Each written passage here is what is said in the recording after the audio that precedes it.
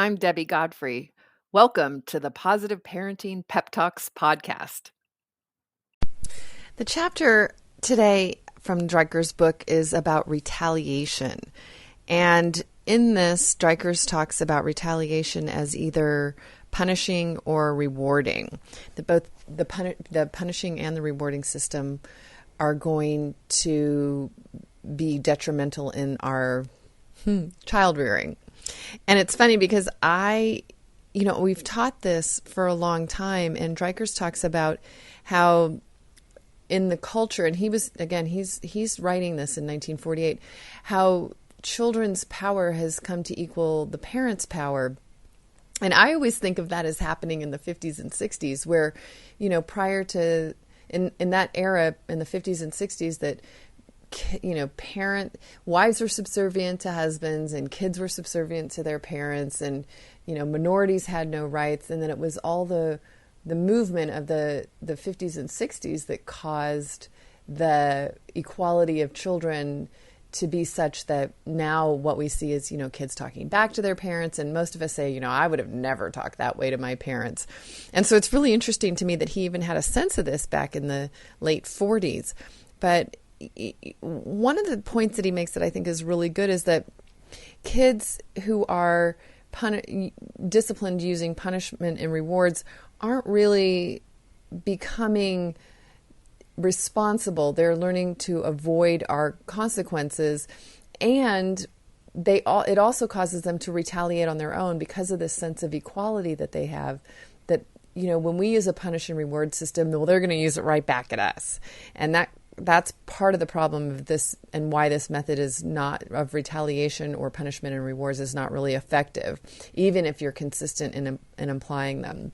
And some of this paragraph here I really like, so I'm going to read a lot of it for today. Look, Bumble knows you're exhausted by dating. All the must not take yourself too seriously and 6'1" since that matters. And what do I even say other than hey? Well, that's why they're introducing an all-new Bumble, with exciting features to make compatibility easier, starting the chat better, and dating safer. They've changed, so you don't have to. Download the new Bumble now. It says the fallacy behind this theory of reward and punishment is obvious. Both methods are based on the assumption of your power and superiority, that is, the parent's power. If you expose your child to them, you teach him to behave favorably only under your pressure, but not of his own accord. You can, no doubt, achieve conformity through pleasant and unpleasant pressure, but the resulting good behavior is only skin deep. Any cooperation achieved by pressure is not based on social interest and a genuine desire to conform. Underneath remains the rebellion, which inevitably leads to antisocial attitudes, disrupting cooperation and breaking law and order. This inner rebellion, barely covered by social veneer, is characteristic of almost all of our contemporaries and explains their social deficiencies. So the way I've always looked at it is the reward system really bites us in the bottom, because we will use a reward system, and then when the child decides that they don't need or want that reward anymore, we can't motivate them to the behavior. And of course, the punitive system doesn't create inwardly motivated children. It creates kids who try to avoid our punishment, or, fight or flight is what they do, either rebel or withdraw. And it's just not effective for what we really want for our kids. So Rudolf Dreikur goes on to say, many are willing to conform only when they can gain advantages or avoid hardships. Their conformity is not genuine, their cooperation not based on their recognition and acceptance of social order. They regard society as a tyrant to which they have to submit, but not as their own domain, which they create and to which they belong as equals. The value of cooperation, of a peaceful order, cannot be taught by reward and punishment. This approach conceals the real issue by presenting order as an imposition and social adjustment as a submission. For the child, the natural consequences of a disturbed order are the only inducement for real social adjustment. They alone stimulate recognition and acceptance of order independent of the actions of others, regardless of favorable or unfavorable circumstances. So again, he's suggesting instead of the punishment and reward system, that we need to look at what is the child's behavior? What is the natural consequence? What would happen if we stay out of it here?